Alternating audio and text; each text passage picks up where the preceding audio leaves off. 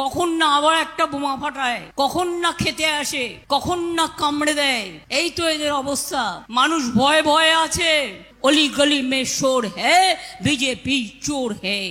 আপনারা মা বোনেরা গিয়ে বলবেন अली गली में शोर है, बीजेपी चोर है, 100 दिन का रुपया नहीं है, बीजेपी का वोट नहीं है, बांग्लार बाड़ी नहीं, बीजेपी वोट नहीं, रास्ता नहीं, बीजेपी वोट नहीं, रेशनेर टाका नहीं, बीजेपी वोट नहीं, जिनिसेर दाम कम नहीं, बीजेपी वोट नहीं, बेकारेर चाकरी नहीं, बीजेपी वोट नहीं। आपनारा कि चान मा बोनेदेर सम्मान बिक्री हो जाक? आपनारा कि चान লক্ষ্মীর ভান্ডার বন্ধ হয়ে যাক? গরমে নাজেহাল মানুষ, আর তার মাঝেই প্রচার বাণী একের পর এক রাজ্য রাজনীতিক নেতার। এবার দিল্লি দখলে বাংলার সাথে মোদির লড়াই যেন মুখোমুখি। আগে ইন্ডিয়া জোটের নামকরণ করেই শিরোনামে এসেছিলেন মমতা, আর এবার প্রচার বাণীতে যুদ্ধ করছেন যতই ততই তীব্র দাবদাহের মাঝেই বড় তাবড় তাবড় দিল্লির নেতারা আসছেন বাংলায়।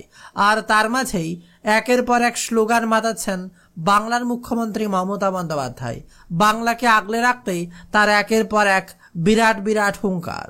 আর আজ এই তীব্র দাবদাহের মাঝে জঙ্গিপুরে দাঁড়িয়ে মমতা যে বার্তাগুলো দিলেন তা শুনতেই হবে আপনাকে, তা প্রত্যেক পশ্চিমবঙ্গবাসীর শোনা একান্তই গুরুত্বপূর্ণ। নজর রাখবো বাংলার মুখ্যমন্ত্রী মমতা বন্দ্যোপাধ্যায়ের সেই বক্তৃতার দিকে। আমরা যখন হেলিকপ্টারে আসছিলাম, তার উপরে আকাশে হাওয়া চলছে, মনে হচ্ছে ঝরঝর করতে করতে করতে করতে এই হিট ওয়েভে আমাদের আসা যাওয়া করতে হচ্ছে। আগে আমি কখনো দেখিনি 3 মাস ধরে ইলেকশন চলছে, এই প্রথম বিজেপির কথায় ইলেকশন কমিশন 3 মাস ধরে লোককে কষ্ট দিচ্ছে। ইলেকশনে কত মানুষ মারা যাচ্ছে, কত মানুষের ক্ষতি হচ্ছে। তবে শুধু দুঃখ প্রকাশ করেছেন গরমের জন্য নয়, একের পর এক মৃত্যুর খবর শুনিয়েছেন মমতা বন্দ্যোপাধ্যায়। তাদের কর্মীদেরও মৃত্যু হয়েছে। কালকেও আমি দুঃখিত যে আমার বলরামপুরে একজন জেলা পরিষদ প্রার্থী মারা গেছেন, তাকে মারা হয়েছে। গত পরশুদিন বাগুইহাটিতে আমার একজন কর্মী মারা গেছে। কই তখন তো এনআইএ আসে না, সিবিআই আসে না, ইনকাম ট্যাক্স আসে না। আর কথায় কথায় মানুষকে ধমকানো, মানুষকে চমকানো, মানুষকে ভয় দেখানো। বিজেপি জেনে রেখো, এবারই তোমাদের শেষবার, তোমরা ক্ষমতায় আর কোনো দিনও আসবে না, মানুষ তোমাদের চিনে নিয়েছে।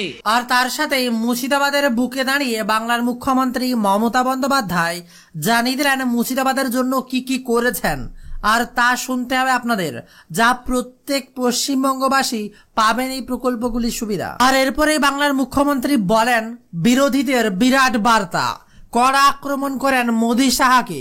কি বলেন এবার কেন্দ্র সরকারের বিরুদ্ধে, চোখ রাখবো তা নিয়ে একের পর এক খবরের ভিডিওতে। আপনারা কি চান মা বোনদের সম্মান বিক্রি হয়ে যাক? আপনারা কি চান লক্ষ্মীর ভান্ডার বন্ধ হয়ে যাক? আপনারা কি চান সংখ্যালঘুদের অধিকার কেড়ে নেওয়া হোক? ধর্মে ধর্মে ভাগাভাগি করে সব ধর্মকে শেষ করে দেওয়ার জন্য ইউনিফর্ম সিভিল কোড নিয়ে এসছে।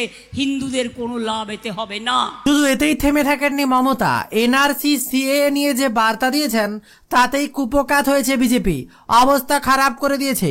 কি বলেছে এবার এনআরসি সিএ নিয়ে, তার দিকে নজর রাখবো এবার। মোদিদের খেলাটা জেনে রাখুন, ওরা শুধু মিথ্যে কথা বলে মিডিয়াতে, সোশ্যাল মিডিয়াতে লক্ষ লক্ষ কোটি টাকা খরচা করে ভিডিও বানায়, আর সংবাদ মাধ্যমকে টাকা দিয়ে, কোটি কোটি টাকা দিয়ে কিনে নিয়েছে। এবং যার জন্য আজ দেশ বিক্রি হয়ে যাচ্ছে, জাতি বিক্রি হয়ে যাচ্ছে, ধর্ম বিক্রি হয়ে যাচ্ছে, সংবিধান বিক্রি হয়ে যাচ্ছে। কি নিয়ে থাকবেন? আগামী দিন যদি বিজেপি আসে, কারো স্বাধীনতা থাকবে না। এনআরসি করে সব ডিটেনশন ক্যাম্পে পাঠিয়ে দেবে, ক্যা করে সব তাড়িয়ে দেবে। আর আজকেই তো দেখতে পাচ্ছেন জিনিসপত্রের দাম কত বেড়েছে। কই মোদি বাবু, আপনার মুখে তো একটাও কথা নেই। আপনি আমাকে 5 বারের জায়গায় 50 বার গালাগালি দিন, আমার গায়ে ফোসকা পড়বে না, কিন্তু আপনাকে বলতে হবে। আর তারপরেই প্রধানমন্ত্রী নরেন্দ্র মোদীর দিকে প্রশ্ন ছুঁড়ে দেন বাংলার মুখ্যমন্ত্রী মমতা বন্দ্যোপাধ্যায়। তাতে আবারও তুলে আনেন 15 কোটি টাকা প্রকল্পের কথা। 15 লাখ টাকা করে পরিবার প্রতি দেবেন বলেছিলেন, কেন দেননি? দ্বিতীয় বলতে হবে, বেকারদের 2 কোটি ছেলে মেয়েদের চাকরি দেবেন বলেছিলেন, কেন দেননি? বলুন, কেন জিনিসের দাম বাড়ছে? আপনাকে বলতে হবে।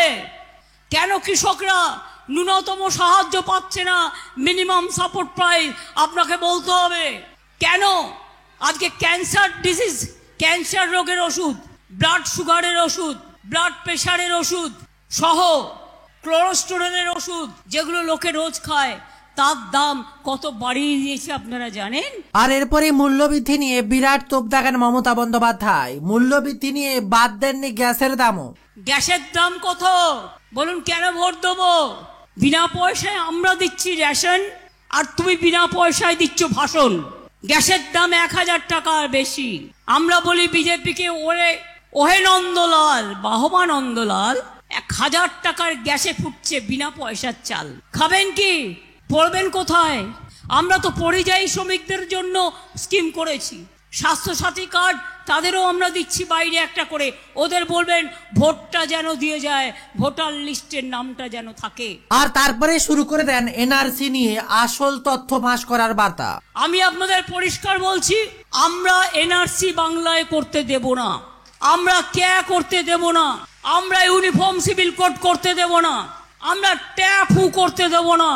আমরা সবাই হিন্দু, মুসলিম, শিখ, ইসাই আপোষ মে রায়না ভাই ভাই, আমরা একসাথে থাকবো। আর তারপরে কন্যাশ্রী লক্ষ্মীর ভান্ডারের কথা তুলে আনেন বাংলার মুখ্যমন্ত্রী মমতা বন্দ্যোপাধ্যায়। আমার কন্যাশ্রী হয়ে গেছে 1 কোটি, লক্ষ্মীর ভান্ডার হয়ে গেছে প্রায় 1,12,00,000। আমার স্বাস্থ্যসাথী 9 কোটি পরিবারে লোক চিকিৎসা পান। আর তারপরে বাংলার মুখ্যমন্ত্রী মমতা বন্দ্যোপাধ্যায় 100 দিনের প্রকল্পের টাকার কথাও তুলে আনেন। আর এরা কাজ নেই, কর্ম নেই, সারাক্ষণ বলবে, জিজ্ঞেস করুন 100 দিনের কাজের টাকা গেল কোথায়? বলে তৃণমূল চুরি করেছে তো তাই দেয়নি। বল তুই একটা প্রমাণ দেখা, বল প্রমাণ দেখা চুরি করেছে। আমি তো অনেক দিন ধরে চ্যালেঞ্জ করছি, মোদি বাবু, বাংলায় ভোট চাইবার আগে আর তৃণমূলকে চোর বলবার আগে আপনি নিজের আয়নায় নিজের মুখটা দেখুন, আর একটা শ্বেতপত্র প্রকাশ করে বলুন বিহারে কি অবস্থা, উত্তরপ্রদেশে কি অবস্থা, গুজরাটে কি অবস্থা, মহারাষ্ট্রে কি অবস্থা। আর বাংলায় 350টা টিম পাঠিয়েছিলেন, কিচ্ছু খুঁজে পাননি। অশ্বডিম্ব, 100 দিনের কাজে যারা টাকা দেয় না তাদের ভোট দেবেন। গরিব লোক যারা খেতে পায় না, 3 বছর তো তাদের মজুরি আটকে রেখে দিয়েছে। আর তারপরে মমতা বন্দ্যোপাধ্যায় চাকরি বাতিলের প্রসঙ্গ তুলে আনেন, আর তাতেই বোমা ফাটাবোর কথায় বিরাট বড় মোক্ষম জবাব দেন মমতা। আজকেও আমি এখন কিছু বলছি না, কোর্টে কেস আছে বলে বলছে বোমা ফাটাবো। কত বড় বড় গদ্দার নেতা, নেতা না নেতা ভগবান জানে, মানে লিডার না ল্যাডার। বোমা ফাটাবে কি না? 23,000 ছেলে মেয়ের চাকরি খেয়ে নিয়ে উল্লাস করছে, লজ্জা করে না? তোর বাড়ির যদি ভাই বোনটার চাকরি চলে যেত, তুই তাহলে কি করতিস? তোর টাকার প্রয়োজন নেই, কারণ তুই ভাত মেশিনে ঢুকে গেছিস, তার কারণ নিজের টাকা বাঁচাতে। তবে কাকে এমন ইঙ্গিত দিয়ে কথাটি বললেন তা আপনাদের আর বলে বোঝাতে হবে না। এবার চোখ রাখবো আরো কিছু খবরে। তবে তার আগে আপনারা কোন জেলা থেকে খবরটি দেখছেন কমেন্টে লিখে জানান, তাহলে আপনাদের জেলা ভিত্তিক খবর নিয়ে আসবো লাইভের মাঝে। তার সাথে মমতা বন্দ্যোপাধ্যায় আশ্বাস দেন ছেলে মেয়েদের। এত গরিব ছেলে মেয়েরা, যোগ্য ছেলে মেয়েরা পড়াশুনো করেছে, কেউ এমএ পাস করেছে, কেউ বিএ পাস করেছে, কেউ বিএড পাস করেছে, তারা সিস্টেম অনুযায়ী পরীক্ষা দিয়েছে। হ্যাঁ, যদি একটা দুটো কেসে ভুল থাকে বললে আমরা শুধরে নেবো, তাই বলে তুমি সরাসরি চাকরি খেয়ে নেবে? যেন মনে হচ্ছে মগের মুলুক পেয়ে গেছে ভারতবর্ষটা। জিজ্ঞেস করুন মধ্যপ্রদেশের ভেপাম শিক্ষা নিয়ে দুর্নীতি হয়েছিল বিজেপির রাজ্যে, যারাই ইনভেস্টিগেশন করতে গেছিল তারাই খুন হয়ে গেছিল। তার কি ফল আমরা জানতে চাই। ভ্যাপামের রেজাল্ট কি হলো? বাংলাকে চোর বলার আগে নিজে আগুনের দিকে তাকিয়ে বলুন, অলি গলি মে শোর হ্যায়, বিজেপি চোর হ্যায়। আপনারা মা বোনেরা গিয়ে বলবেন, अली गली में शोर है, बीजेपी चोर है, 100 दिन का रुपया नहीं है, बीजेपी का वोट नहीं है, बांग्लार बाड़ी नहीं, बीजेपी वोट नहीं, रास्ता नहीं, बीजेपी वोट नहीं, रेशनेर टाका नहीं, बीजेपी वोट नहीं, जिनिसेर दाम कम नहीं, बीजेपी वोट नहीं, बेकारेर चाकरी नहीं, बीजेपी वोट नहीं। তার সাথেই ভবিষ্যতে কোন কোন প্রকল্প পাবেন তাও জানিয়ে দেন মমতা বন্দ্যোপাধ্যায়। তাতেই বিরাট বড় খবর গোটা বাংলার জন্য। এরা তো চিরকাল আমাদের গালাগালি দিয়ে যায়। আর যে সিপিএম আমাকেও তো অনেকবার পিটিয়েছে, আমার মাথা থেকে শরীর পা পর্যন্ত এমন কোনো জায়গা নেই যেখানে মেরে মেরে ফাটিয়ে দেওয়া হয়নি। আমি তো জিন্দা লাশের মতো বেঁচে আছি, আর তাই নিয়ে লড়াই করছি এবং লড়াই করে যাব। আপনাদের আমি বলি, 100 দিনের কাজের টাকা ওরা দেয়নি, কিন্তু আমরা দিয়ে দিয়েছি গরিব মানুষগুলোকে। আগামী দিন আমরা নিজেরা একটা কাজ করছি, সেটা হচ্ছে তার নাম প্রকল্পটার কর্মশ্রী। 50 দিন করে জব কার্ড হোল্ডাররা কাজ পাবেন। 3 বছর ধরে যে কাজ সেন্ট্রাল বন্ধ করে রেখেছে, আমরা বাংলা সরকার এটা চালু করছি। 50 দিন তো পাবেনই, 50 দিন হয়ে গেলে যদি 60 দিনও কেউ চান তারাও পাবেন। 100 দিনের কাজেও আমি রিভিউ করতে গিয়ে দেখেছি 30-40 জনের বেশি হয় না। তাই মনে রাখবেন, কর্মশ্রী প্রকল্প মাথায় রাখবেন, জব কার্ড হোল্ডাররা এই কাজটা করবেন। 2 হচ্ছে রাস্তা। আস্তে আস্তে আমরা আগে 1 লাখ রাস্তা করে দিয়েছি, আমরা 43 লাখ বাড়ি আগে করে দিয়েছি, আরো 11 লাখ বাকি ছিল, আরো হয়তো আছে, পরে নিশ্চয়ই হবে। আস্তে আস্তে, একসাথে তো এত টাকা আসে না। শুধু তাতেই থেমে থাকেননি মমতা বন্দ্যোপাধ্যায়, 11 লক্ষ বাড়ির কথাও ঘোষণা করেন। তিনিই করবেন 11 লক্ষ বাড়ি, বিরাট বার্তা মমতার। কিন্তু 11 লক্ষ বাড়ি যেটা আমরা করব বলেছিলাম, কেন্দ্রীয় সরকারের কাছে পড়ে আছে 3 বছর ধরে। আমরা আগামী ডিসেম্বর থেকে মার্চের জুনের মধ্যে আমরা 2টো কিস্তিতে 1,20,000 টাকা করে দিয়ে দেবো। অর্থাৎ 11 লক্ষ গরিব মানুষ তারা তাদের বাড়ি পেয়ে যাবেন, বাংলার বাড়ি।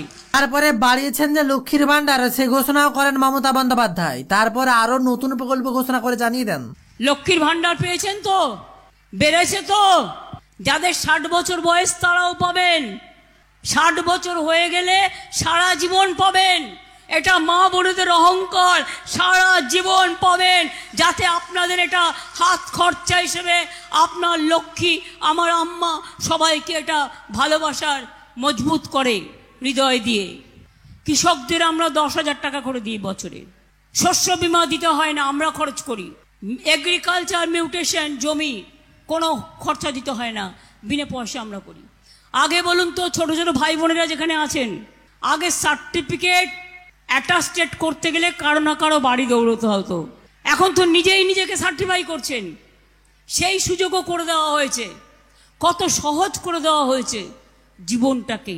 এই জীবন আরো ভালো করে এগিয়ে চলুক, সুন্দর করে এগিয়ে চলুক। আমি এটুকুই চাই, আমি এর থেকে বেশি কিছু চাই না। আমাদের রাজ্য অনেক এগিয়ে গেছে, আরও এগিয়ে যাবে, এটা আমি বিশ্বাস করি। BJP government agency, government of the agency, by the agency and for the agency. এজেন্সির কথা ছাড়া তারা এক পা চলে না। সবাইকে ভয় দেখায় ফোন করে, নয় এনআইএ করবো, না সিআইএ করবো, না হ্যান কারেঙ্গা ত্যান কারেঙ্গা। ওদের বলুন যা 2টো ফেজ হয়ে গেছে